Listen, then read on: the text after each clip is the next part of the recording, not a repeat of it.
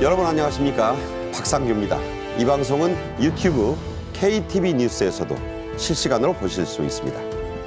한덕수 국무총리가 대국민 담화를 발표하고 국가의 안위와 국민들의 일상을 유지할 수 있게 내각은 흔들림 없이 소임을 다해달라고 당부했습니다.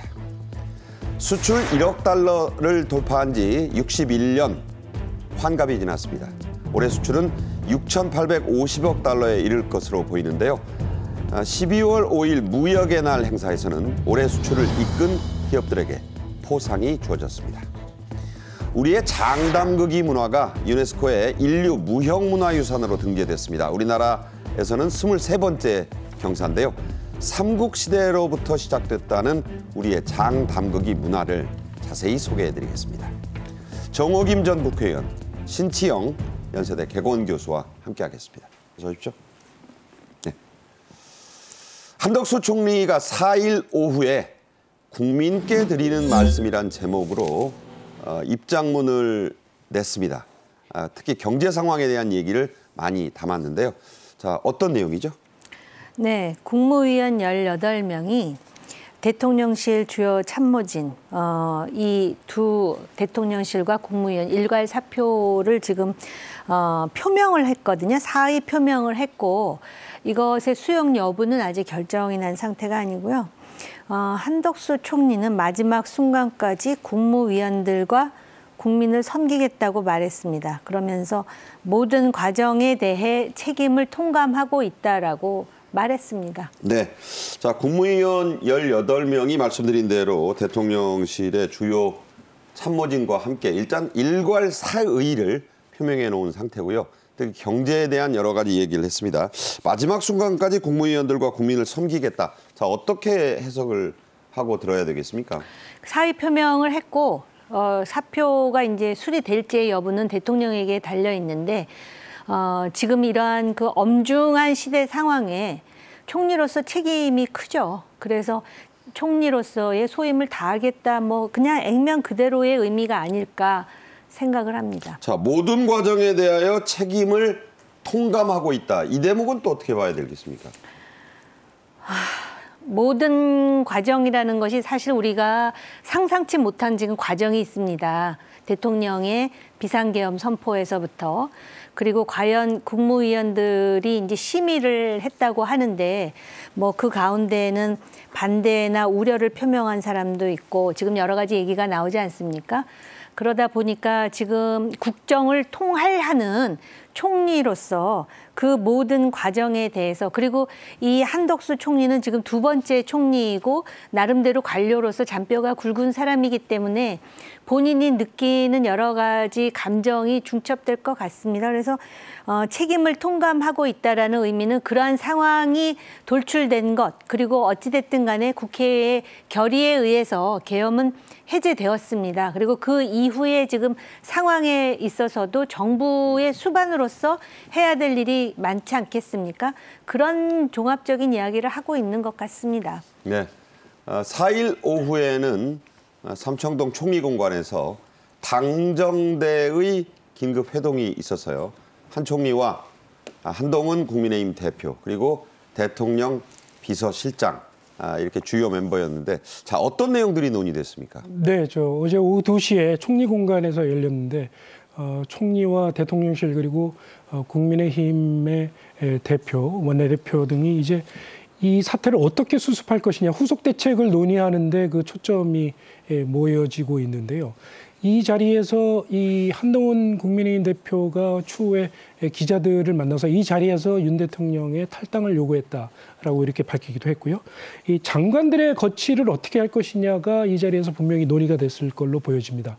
말씀하신 대로 지금 모든 장관들이 현재 사의를 표명한 상황인데 그렇다고 해서 국정을 돌보지 않을 수도 없고 누군가 책임을 지고 국정을 돌봐야 할 테니까요. 그래서 어제 예를 들면 장관들이 일괄적으로 사의를 표명했다라고 하는 소식이 전해지고 난 후에 기재부에서는 최상목 경제부총리는 사의를 표명했다기보다는 자리에 연연하지 않고 현재의 경제 상황을 꼼꼼하게 살펴보겠다라는 뜻이었다라고 이렇게 해명을 하기도 했는데요.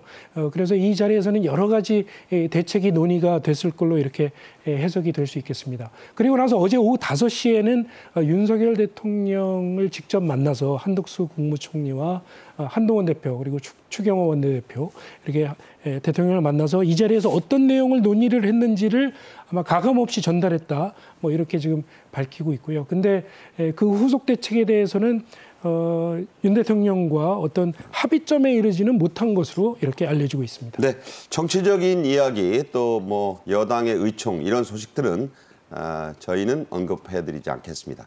자, 이런 가운데 최상목 경제부총리가 한국은행 총재 등과 만나서 긴급 거시경제, 금융의 현안 간담회를 했습니다. 이게 매우 중요한 거죠. 지금 현재 일상을 유지하는데. 네, 그렇습니다. 왜냐하면은 그런 상황에서 사실은 주가가 요동을 치고 환율이 지금 널뛰기를 하기 때문에 국민 불안이 상당히 커지는데 최상목 경제부총리는 경제 주체가 합심하는 것이 그 어느 때보다 중요하다. 그리고 투자, 고용, 소비가 유지될 수 있도록 생업을 이어나가 달라라는 부탁과 함께 경제 6단체장과 긴급 회의를 했습니다. 그러면서 기업 경영 활동에 차질이 없도록 노력하겠다.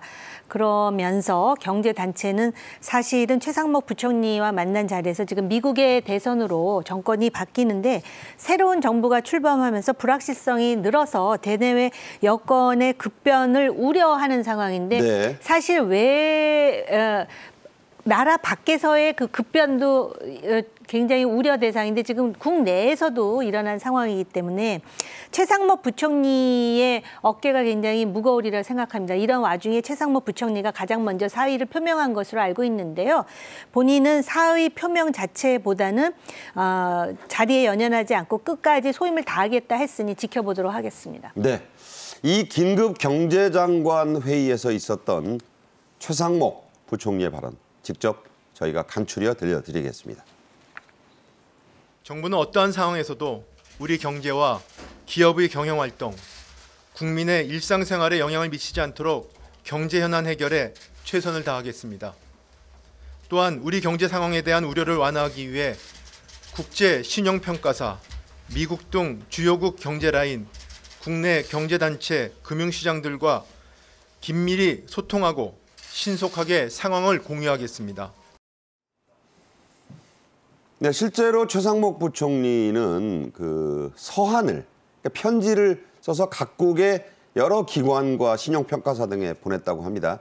그 밖에도 한은도 구체적인 실행을 한 사항들이 있는데, 자, 좀 어떤 내용입니까? 네, 그렇습니다. 조금 전에 최상목 부총리가 화면에도 나왔습니다만 이제 해외 주요국하고 직접 소통을 하고 있다고 설명을 했는데 주요국 재무장관들하고 그다음에 국제기구 수장들 그리고 글로벌 신용평가사들이나 금융사들이 직접 서한을 보냈다는 거거든요. 그러니까 해외에서 지금 저희 한국에 있는 지인을 통해서도 지금 도대체 한국에서 무슨 일이 벌어지고 있는 것이냐 하는 이런 질문이 굉장히 쇄도하고 있다고 하는 거거든요. 그러니까 지금 정확하게 어떤 상황인지를 궁금해하고 있기 때문에 계엄이 발령이 됐고 그리고 국회에서 요구를 해서 적법하게 국무회의를 거쳐서 이 계엄이 해제가 됐다. 이런 상황을 자세하게 이제 설명을 했다고 얘기를 하고 있고요. 네. 그와 더불어서 경제 활동은 경제 시스템에 의해서 잘 컨트롤되고 있으니 걱정하지 말아라. 이렇게 좀 불안감을 좀 안심시키는 그런 편지를 보낸 것으로 보여집니다. 그러니까 이런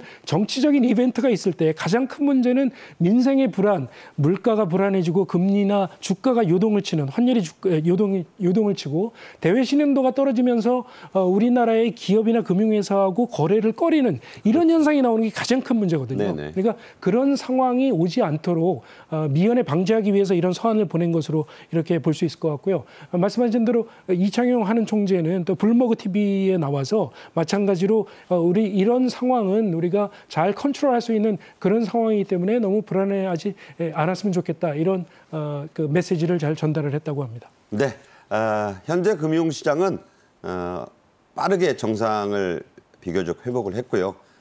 국제적으로 신용평가에서도 그렇게 떨어지지 않는다는 그런 메시지가 실제로 오기도 했습니다. 금융시장 안정을 위해 정부는 이미 유동성, 이 현금을 말하는 거예요. 이걸 무제한으로 공급하겠다. 이런 조치도 발표했죠. 네, 사실 우리나라가 제도적 기반이 굉장히 탄탄한 나라입니다. 그래서 S&P도 그 제도적 기반이 탄탄한 만큼 신용 등급을 낮출 필요가 없다 이런 입장을 이야기했고요. 정부, 한국은행 그리고 금융시장 안정을 위해서 무제한적인 유동성 공급에 착수했다 이렇게 발표를 했는데요. 한국은행은 금융기관의 자금을 긴급 수혈할 수 있는 환매 조건부 채권 그리고 RP 매입에 나섰고요. 금융위원회 같은 경우는 50조 원 규모의 증시 안정펀드 그리고 채권 안정펀드를 언제든지 즉시 가동하겠다. 지금 그렇게 밝혔습니다. 네, 이럴 때 이제 국민 여러분께서 생각하시는 게 저 휴전선 이북의 움직임이 어떨까 이런 것들 아니겠습니까? 안보 부처들, 그 수장들의 움직임도 빨라졌죠? 네, 그렇습니다. 군의 움직임이 상당히 주시가 되고 있는데요. 아무래도 이런 불안한 사태가 있을 경우에 북한이 어떤 도발을 해올지 몰라서 국민이 불안해할 수밖에 없는 그런 상황인데요. 김명수 합참의장이 어제 오전 6시에 주요 작전지휘관 회의를 직접 소집을 했다고 합니다. 그래서 대북 경계작전이나 군사작전에 대해서 감시에 대해서는 한 채 소홀함도 없이 해달라. 이렇게 군 기강을 잡는 그런 행동에 나섰고요. 무엇보다도 이 당분간 대북 감시나 경계 작전 이외에 군 부대 이동은 합참의 허가를 받고 해달라 이렇게 특별히 당부를 했습니다. 아무래도 이런 불안한 일이 있을 때 물론 계엄이 해제가 됐긴 했지만 군 부대가 자칫 소란스러운 일에 휘말려서 이동할 경우에 어떤 일이 벌어질지 모르기 때문에 이런 그 군 부대 이동을 특별히 통제한 것이 의미가 있는 것이 아닌가 이렇게 생각이 됩니다. 그러니까 괜한 오해를 받을 그런 이동. 그렇죠. 뭐 이게 말이 나기 쉬운 그런 시점이니까 네. 엄격하게 이동 관리를 좀 해달라. 네, 그렇게. 훈련 이외에는 이 함부로 이렇게 부대를 이동시키지 마라 이런 지시를 내렸다는 얘기입니다. 다음 주제로 가죠. 오늘이 뭐 정치적으로 뭐 어떤 날인가 하는 사람들도 있는데 12월 5일이 두 가지 의미가 있는 날입니다. 하나는 무역의 날입니다. 또 자원봉사자의 날, 세계 자원봉사자의 날이기도 하고 법정 기념일인 우리나라의 자원봉사자의 날이기도 합니다. 자, 무역의 날 얘기 좀 해볼게요.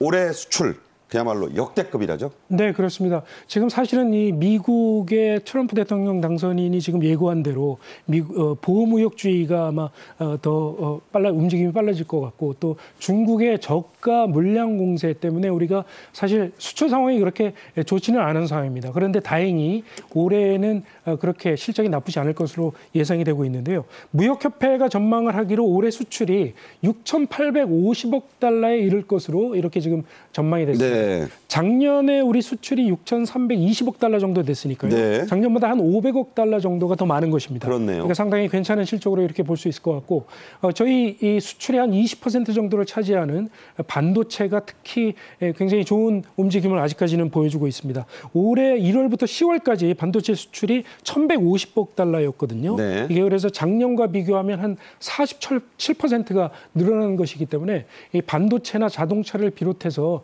주요 수출 품목의 수출이 나쁘지 않은 상황입니다. 우리 주요국의 수출 상황으로 보면 지난 2002년부터 21년 동안 중국이 계속 우리나라의 1위의 수출 시장이었는데 그렇죠. 최근 2년 동안 중국의 수출이 조금 감소를 했습니다. 네. 그리고 미국은 최근 8년 동안 계속 꾸준하게 상승을 해서 지금 거의 비슷한 수준이어서 혹시 올해 22년 만에 미국이 우리나라의 수출 1위 시장이 되는 것 아니냐 뭐 이런 분석이 지금 나오고 있는데 지금 1월부터 10월까지의 움직임을 보면 중국이 조금 앞서는 상황입니다. 중국이 우리가 1,100억 달러를 수출을 했고요. 예. 그리고 미국에는 1,055억 달러를 지금 수출했습니다. 아주 근데 격차가 좁아졌네요. 아주 근소한 차죠. 그래서 조금 중국하고 미국에 대한 수출 상황도 아직은 나쁘지 않은 편으로 이렇게 평가할 수 있을 것 같습니다. 네. 과거부터 이 수출의 날에는요. 탑을 줬죠. 그래서 금탑이니 은탑이니 동탑이니 철탑이니 하는 그런 상이 있었습니다. 올해 최고 수출의 탑 어떤 기업이 받았죠? 기아가 받았는데요. 최고 수출탑인데 250억 불 수출탑이라고 합니다. 한 기업이 네. 미국에 자동차를 수출을 해가지고선 그 기여를 인정받아서 북미 권역 본부장이 금탑 산업은장을 받았고요. 그 다음에 2위 수출탑이 포스코 퓨처 M인데요. 20억 불 수출탑을 받았다라고 합니다. 네. 그리고 현대 일렉트릭이 10억 불 수출탑.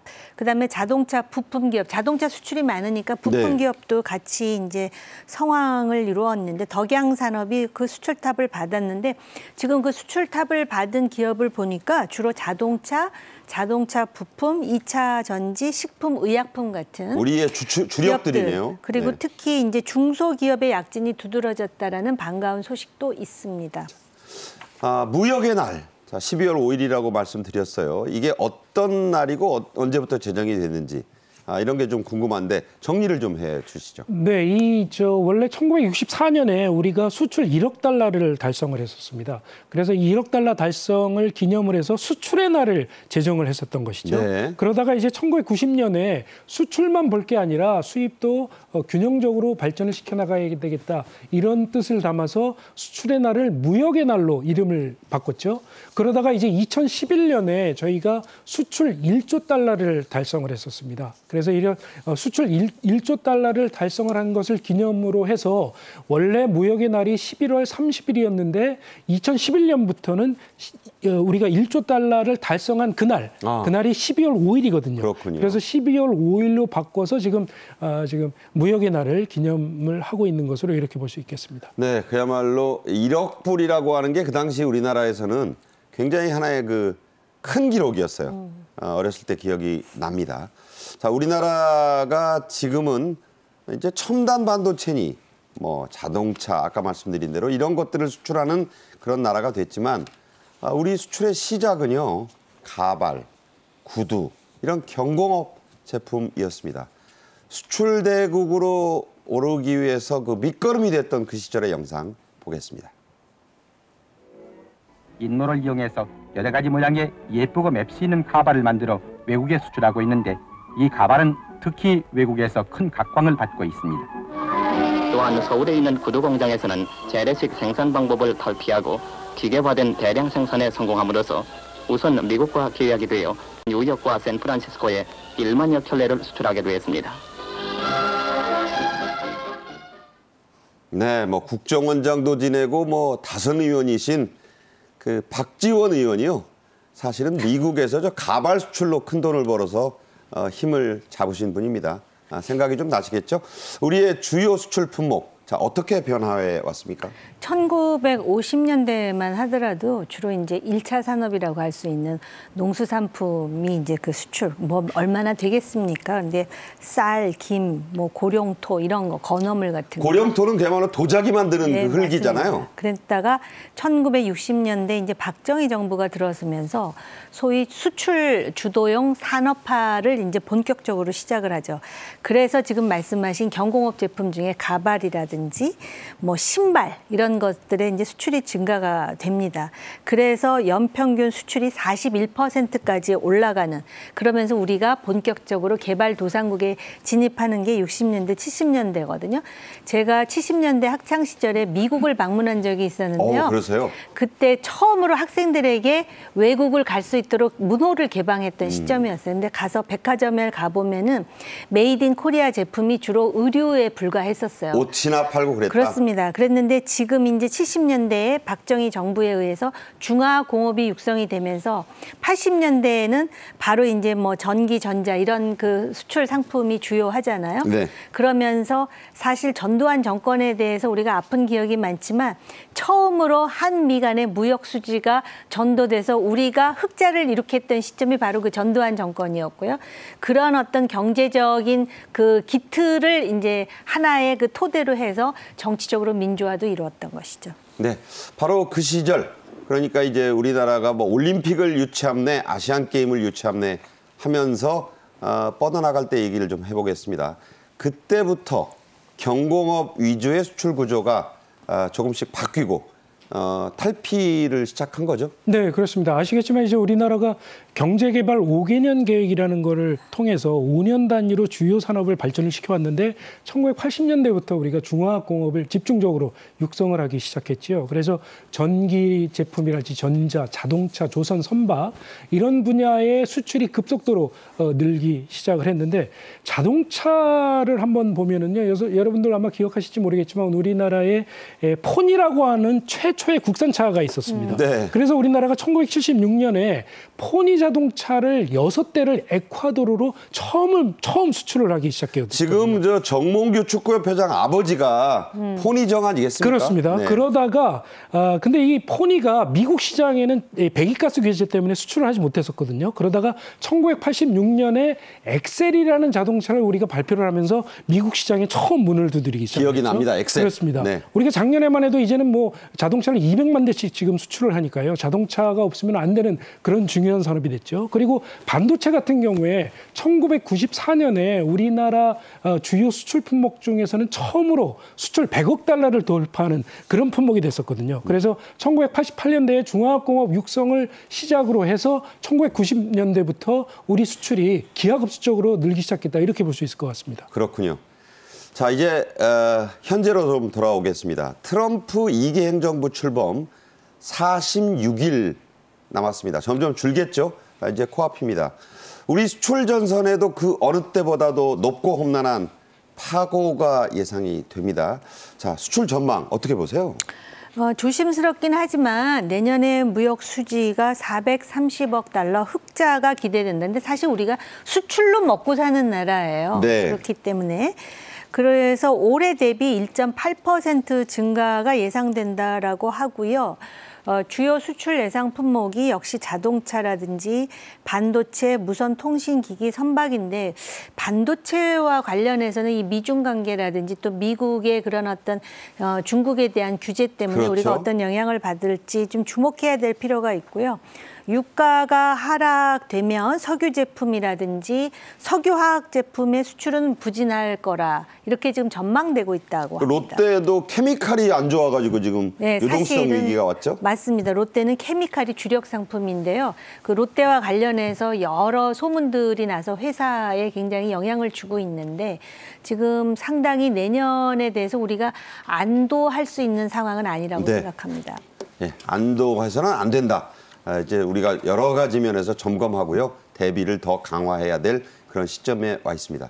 산업통상자원부 주재로 2024년 세계 시장 점검회의가 열렸습니다. 자, 어떤 것들을 점검했나요? 네, 그렇습니다. 산통부의 정인교 산업통상본부장 주재로 해서 주요국의 상무관과 코트라 무역관을 회의로 소집을 해서 내년에 주요국의 수출 시장 상황이 어떨 것이냐 이런 걸 점검을 하고 어느 곳에 기회가 있을 것이냐 이런 기회를 발굴하는 그런 회의를 열었습니다. 이 회의가 끝나고 나서 이제 산통부에서 설명을 하기로는 일본 같은 경우에 디지털 전환에 대한 투자가 많이 이루어지고 있어서 디지털 전환을 위한 AI 분야의 투자가 많이 이루어질 것으로 전망이 돼서 이쪽에서 우리가 사업 기회를 좀 찾을 수 있을 것 같다.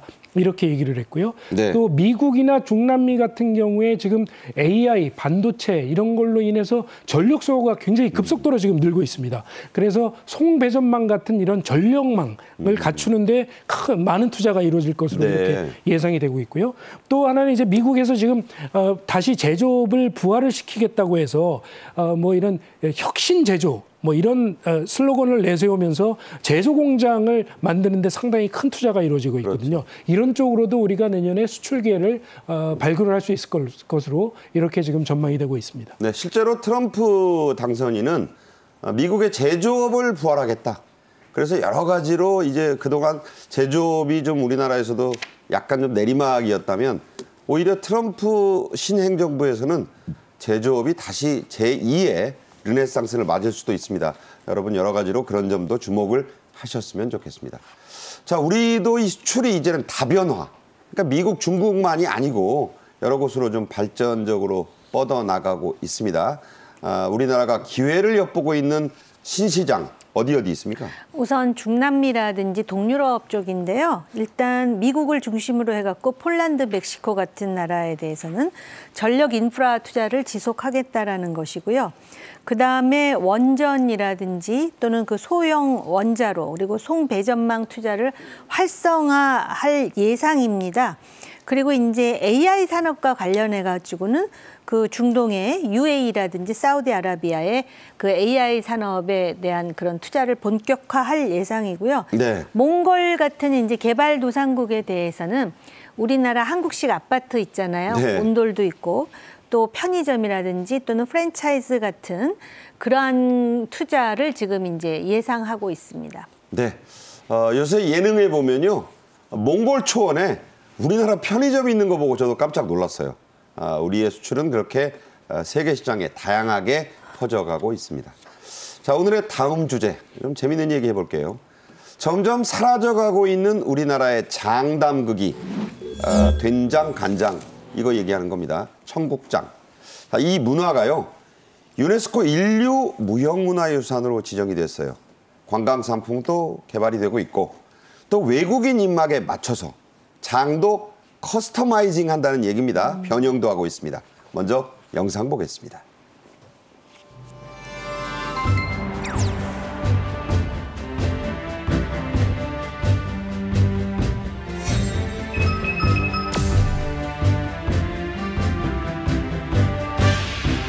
할머니 때부터 내려오는 방법이에요, 저희 집은. 가래 음식은 하루아침에 이루어지지 않습니다.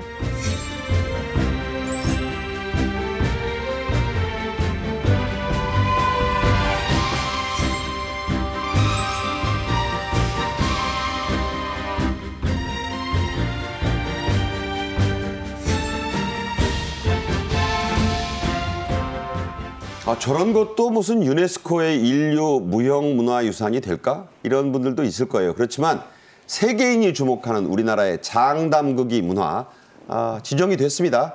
우리나라로서는 벌써 23번째라고요. 네, 그 인류 무형문화유산을 이제 23개를 보유하고 있는 건데 그 외에도 빨리 해야 돼요. 그렇지 않으면 중국이 자기네 거라고 지금 우겨댈 상황이거든요. 그렇죠. 근데 특히 그 장담국이와 관련해가지고는 파라과이에서 열린 제19차 위원회에서 최종 확정됐다라고 하고요. 세계 5위라고 합니다. 그다음에 2026년에는 한지 제작 기술 문화를 또 문화유산으로 등재하고자 하는 그런 계획을 지금 실천하려고 하는데요. 그 얘기 아십니까? 일본이 장수 국가였잖아요. 그렇죠. 그런데 그 장수 국가에서 명맥을 유지하기 힘들게 된 이유가 있다라고 합니다. 최근에. 네. 그 이유가 일본에도 미소라고 된장, 일본 된장이 있잖아요. 있죠. 일본 된장을 많이 먹었던 9세대는 오래 사는데 최근에 그러한 젊은 세대들이 소위 이제 그러한 그 된장이나 이런 걸 멀리하고 맞아요. 그러다 보니까는 건강에 이제 무리가 왔다는데 일본 된장은요 우리 된장에 비교하면 비교가 안 됩니다. 우리 된장이 훨씬 맛이 깊고요. 그다음에 간장도 그렇고요. 양조 간장하고 비교되지 않는 조선 간장의 그 풍미라는 게 있잖아요. 네. 그래서 충분히 무형문화유산으로 올라갈 자격이 있고요. 중국이나 프랑스에 이어서 세계에서 5번째로 인류 무형문화유산 종목을 가장 많이 보유한 나라가 되었습니다. 네, 낫또라고 일본식 그 있잖아요. 그거 안 먹어서 수명이 더 줄었다 이런 얘기도 있습니다. 한국 대표단으로 참여한 기순도 전통장 명의는요. 370년 된 시간장.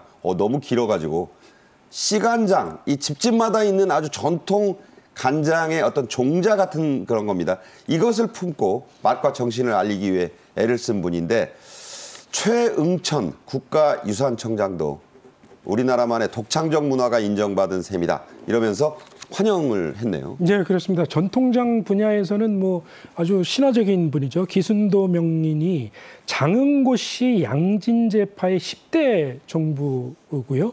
그리고 한국 전통장 보존연구회 지금 이사장을 지내고 계신 분인데 이분이 이제 이번 유네스코 회의에 370년 된 시간장을 직접 현지로 가지고 가서 그러니까 네. 조선시대에 때부터 그렇죠. 네. 그때부터 이어져 내려오는 그런 시간장을 직접 가지고 가서 회의에 참석한 각국 대표들에게 우리나라의 장맛을 직접 맛볼 수 있는 이런 기회를 제공했다고 하고요. 그리고 그 시간장으로 담근 된장과 간장을 또 대표들에게 선물로 준비를 했다고 합니다. 그리고 최영찬 국가유산청장 뭐 현장에 가서 이제 유네스코 각국 대표들을 만나서 열심히 뭐 홍보 활동을 많이 했다고 하는데요. 그러니까 우리 장담그기 같은 경우에는 가족들이 전부 모여서 가족의 역사와 전통을 이어내려가는 그런 행사로 볼 수 있는 것이고 한국인의 일상 문화에 뿌리를 둔 이런 유산이다. 이런 점을 각국 대표들에게 잘 설명을 했다고 합니다. 네, 자 지금 말씀했지만 기순도 명인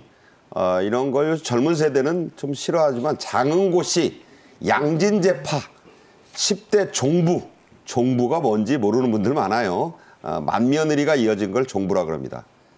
한국전통장 보존연구회 이사장을 맡고 계신데 여기에 최근에 유인촌 문체부 장관도 직접 이 기순도 명인 댁을 가서 장담그기를 체험했다고 하네요. 네, 그 명인댁에 가보면은 저는 안 가봤는데 네네. 항아리가 엄청 많아요. 근데 그 우리나라의 그 투박한 그 항아리가 항아리 스스로가 숨을 쉰다고 하지 않습니까? 그렇죠. 그래서 지금 370년 된 그 시간장을 유지하기 위해서 또 5년 이상 된 간장을 계속 부어서 그 양을 유지한다라는 거거든요. 그러니까 유 장관이 지금 저 메주를 시간장 그 명인집에서 넣고 있는 장면이잖아요. 네. 네. 저거는 어떻게 보면 영광이라고 생각을 해야 되죠. 지금 우리나라 지금 신 교수님은 가족이 모여서 뭐 된장 담그는 얘기를 하셨는데 요새 누가 그렇게 된장을 담그겠습니까? 그러다 보니까 플라스틱 통에 들어있는 그런 그 된장 간장을 사다 먹는데 사실은 이러한 그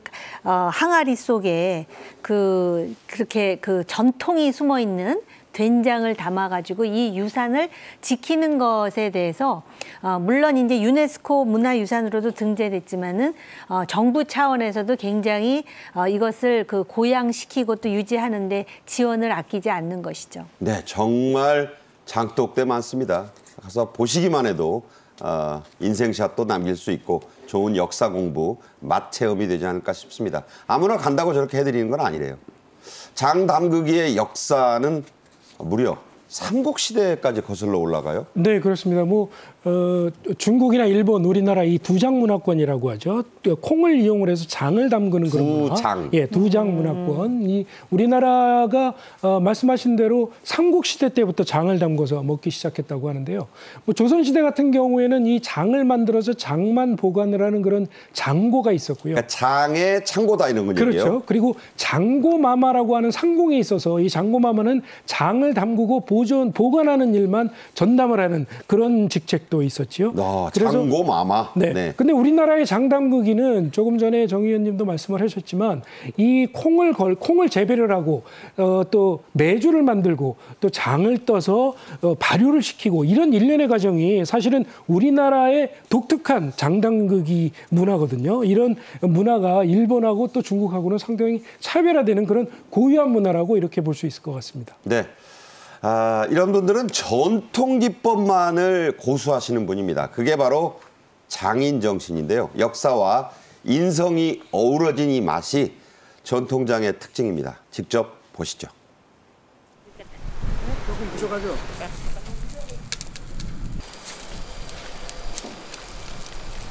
할머니 때부터 내려오는 방법이에요, 저희 집은. 그래서 네. 가스불을 사용하지 않고 네. 지금도 이걸 갖다 고집하고 있어요. 가래오 음식은 하루아침에 이루어지지 않습니다. 그리고 그 지역의 맛과 그 집안의 내력, 만드는 사람의 품성이 함께 했을 때 그 맛은 이루어지고 이어진다고 생각합니다. 여러분 속담 중에 뚝배기보다 장맛이다 이런 말이 있죠. 집마다 장독대가 몇 개씩은 있던 시절이 있었어요. 김치똥 묻고 하는 게 큰 집안의 어떤 월동 대책이었던, 요새 그런 게 어딨어? 김치는 사 먹는 거지 이런 분들. 장도 뭐 편의점 가면 있지 않나? 이런 시절이 있었지만 집의 흥망이 이 장맛에 딸렸다. 이런 시절도 있었어요. 그럼요. 우리 어렸을 때 전부 된장 담가서 이렇게 그 뭐라 그래 짚으로 이렇게 묶어가지고 맞아요. 그러기도 매주. 하고 예. 발효식품으로서 이거 아주 뛰어난 건강식품이라고 합니다. 이거는 의학계에서도 인정한 것이거든요. 그리고 염도를 측정하기 위해서는 달걀을 쓴다 그러더라고요. 네. 그리고 살균하기 위해서 그 장독대에다가 왜 고추하고 숯을 또 집어넣잖아요. 네네. 그러한 그 옛날 생각이 나는데요. 특히 그 빨간 고추는 주술적인 의미도 있지만은 세균을 없애는 네. 그런 역할을 한다 그러더라고요. 그래서 사실은 우리가 마트에서 먹는 그런 인스턴트 된장과는 차이가 있는데 제가 조금 아쉬운 거는 이런 전통을 살린 장을 잘 포장을 해서 비싼 값으로 이렇게 판매까지도 가능할 수 있도록 하는 방법, 그리고 수출할 수 있는 방법. 왜냐하면은 왜 유럽에 유명한 치즈라든지 그렇죠. 그 비싸도 사 먹는 그런 그럼요. 전통이 있는데 우리 장은요 그 이상의 가치를 가지고 있다라고 생각해요. 네. 미국 대선 때 여러분 들어보신 말 있어요. 선벨트다, 러스트벨트다. 그런 지역을 말하는 거예요. 장벨트가 우리나라에도 있다고 합니다. 관광 상품까지 나왔다고요? 네, 그렇습니다. 코레일 산하에 이 기차로 여행을 다닐 수 있는 상품을 전문적으로 개발을 하는 자회사가 있습니다. 코레일 관광개발이라는 회사가 있는데 이 회사가 농식품부하고 공동으로 해서 2032년까지 K-미식 벨트 30개 여행 상품을 발굴하기로 그렇게 공동 사업을 지금 추진을 하고 있는데 그 사업의 일환으로 장벨트 여행 상품을 이번에 새롭게 내놨습니다. 이달 13일하고 14일 1박 2일의 일정으로 장문화를 체험하라는 그런 상품을 개발하는 건데요. 오전 8시에 용산역을 떠나서 익산역에 도착을 하고 나면 전남 담양하고 전북 순창을 다니면서 고추장하고 된장, 간장을 담그는 문화를 직접 체험하고 맛을 볼 수 있는 그런 상품이 지금 개발이 된 거죠. 직접 이 장맛을 좋게 하는 옹기를 직접 빚는 그런 체험까지도 할 수 있다고 하니까 꽤 흥미로운 그런 여행 상품이 될 수 있을 것 같습니다. 네, 이 장담그기가 유네스코 문화유산에 등재됐다는 소식에 여러분이 기뻐하겠지만 우리 식품업계, 관련 식품업계도 아주 반색을 하고 있죠? 네, 그렇습니다. CJ제일제당이랄지 뭐 대상, 샘표 이런 우리 식품을 전문하는 기업들도 있는데 아시다시피 K한류의 문화 때문에 이 우리나라 식품 수출이 굉장히 많이 늘고 있는 그런 상황입니다. 그래서 대상 같은 경우에 고추장이나 간장을 활용하는 그런 한국 문화가 담긴 소스를 200종을 지금 개발을 해서 전 세계 20개국에 지금 수출을 하고 있다고 하는데요. 이렇게 장 문화가 전 세계적으로 많이 입소문을 타기 시작하면 이런 식품에 대한 수출도 더불어서 같이 늘어날 것으로 이렇게 보여집니다. 네. 해외에서는요, 우리 된장 간장 못지않게 쌈장. 외국인들은 이게 아주 맛있나 봐요. 인기가 야말로 엄청나다고 하는데 외국인 친구 추천 선물 목록에 이 쌈장이 들어갈 정도라고 하는데 어느 정도나 인기입니까? 그러게요. 그 쌈장 뭐 마법의 브라운 소스라고 외국인들은 그렇게 얘기를 합니다. 그러니까 네. 고추장하고 된장, 기름 이런 것들을 섞어 만든 그런 쌈장은 무엇을 찍어 먹어도 맛있고 쌈밥을 해서 먹어도 맛있고 뭐 이렇다고 해서 그렇게 불린다고 하는데요. 지난해 우리나라의 고추장이나 된장 이런 전통 장류를 포함을 해서 소스의 수출액이 무려 3억 8천만 달러였다고 합니다. 그러니까 5천억 원이 넘은 것이죠. 네. 상당히 규모가 큰 그런 수출인데 이런 그 불닭 소스랄지 불고기 소스 이런 양념 소스가 지금 상당히 많이 수출이 되고 있어서 그런 양념 소스가 한 2억 4,100만 불 정도 수출이 됐고요. 그다음에 고추장하고 된장이 1억 1천만 달러 수출이 되고 있다고 하니까 지금 전 세계 139개국으로 지금 수출이 되고 있어서 그야말로 우리 한국의 전통장을 전 세계 사람들이 맛보고 있는 그런 시대라고 얘기할 수도 있을 것 같습니다. 네, 자 오늘의 마지막 주제로 가겠습니다.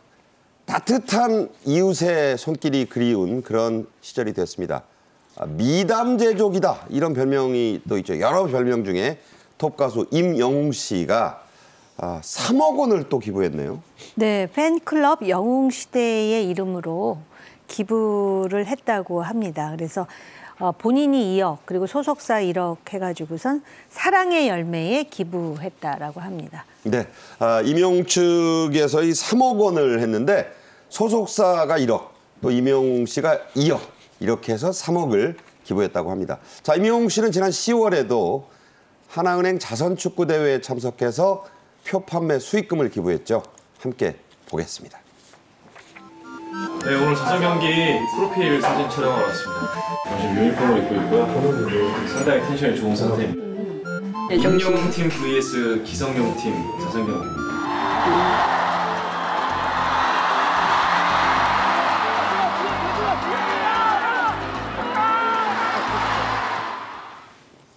자, 임영웅 씨가 가수인데 이날 팔린 표값 수익금이 무려 12억 원이었다고 해요. 모두 기부했다고 하죠? 네, 그렇습니다. 임영웅 씨가 알고 봤더니 축구를 굉장히 좋아하는 가수라고 하는데요. 또 잘합니다. 그렇습니다. 네. 축구를 굉장히 잘한다고 합니다. 그래서 이 자선 축구 대회에서 축구 선수였던 기성용 선수랑 이청용 선수 등이 같이 참여를 해서 대회를 벌이기도 했는데 말씀하신 것처럼 12억 원의 티켓 판매 수익금이 나왔는데 이 12억 원을 전부 월드비전하고 사랑의 열매에 기부를 했다고 하고요. 이날 대회 하프타임에는 한 관중들이 한 3만 5천 명 정도가 들었다고 하는데 이 하프타임 때 임영웅 씨가 직접 자선 공연을 펼치기도 해서 상당히 화제가 됐다고 합니다. 그래서 이번 12억 원을 포함을 해서 지금까지 사랑의 열매 임영웅 씨가 기부한 금액이 총 17억 원으로 늘어났다고 합니다. 네, 아주 노래도 잘하고 저렇게 기부에도 앞장서는 미담제족이란 말이 많네요. 한편 사랑의 열매에서 2017년부터 시작한 나눔 리더도 화제입니다. 나눔 리더. 1년 안에 100만 원 넘게 기부한 그 개인분들에게 붙여진 그런 영광스러운 칭호라고 하는데, 자, 5천 명 돌파가 눈앞이라고요? 네, 5천 명 이제 곧 돌파한다라고 하고요. 이게 2017년부터 시작이 됐다라고 합니다. 그런데 매년 500명 이상이 가입을 했다라고 하고요. 나눔 리더로 선정이 되면은 기부금 영수증을 발행하고 세제 혜택도 제공한다라고 합니다. 그래서 2017년에는 191명이 가입을 했는데 매년 500명 이상을 유지를 했고 작년에는 1,075명이 나눔 리더에 가입했습니다. 네. 자, 또 이 기부하면 생각나는 게 구세군의 자선 냄비죠. 한국 구세군이 주최하는 구세군 자선 냄비 모금 행사. 올해로 벌써 무려 96년을 맞이했다고 하는데요. 영상 보시죠.